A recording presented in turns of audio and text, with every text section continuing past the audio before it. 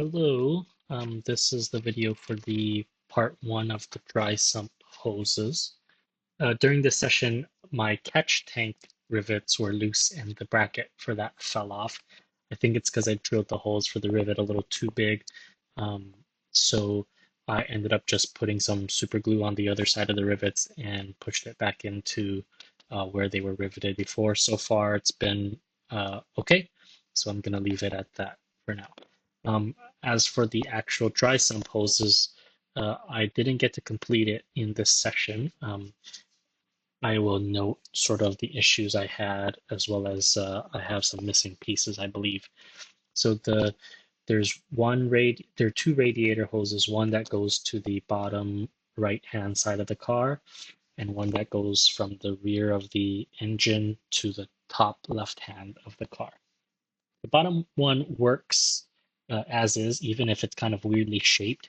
There's a little bump on the radiator side, and I believe that's for the right-hand drive steering rack, even though I have a left-hand drive car. I think some people online have sort of cut this part out and joined the hoses with some technique and some other parts to make it straighter and flatter, but my dealer said he hasn't had an issue with the bump, so I'm going to trust him on that and just install it as is. The top uh, left-hand side of the radiator that goes to the back of the engine, that is one long pipe that will need cutting. Make sure to double check that you're not cutting off too much because you need to account for that hose to route around the catch tank if you have not installed the catch tank yet. Next, there are two assemblies. One is a submarine assembly. It goes from the back of the engine, um, sort of U shapes underneath the back of the engine, and then takes a turn, goes towards the front of the engine where it goes to the other assembly, which is the T assembly, and that sort of is from um, the submarine assembly I just talked about into the engine, and then the other part of the T goes to the front of the expansion tank. Now, this is only because I don't have a heater in this car. If there's a heater, the submarine assembly goes towards the heater, and then the heater comes back to the T assembly. I am missing, I think, a couple of pieces. So I believe there should be three L-shaped tubes or tubes with a 90-degree bend. The one I did have is a long one that goes from the back of the engine on the right-hand side to the dry sump.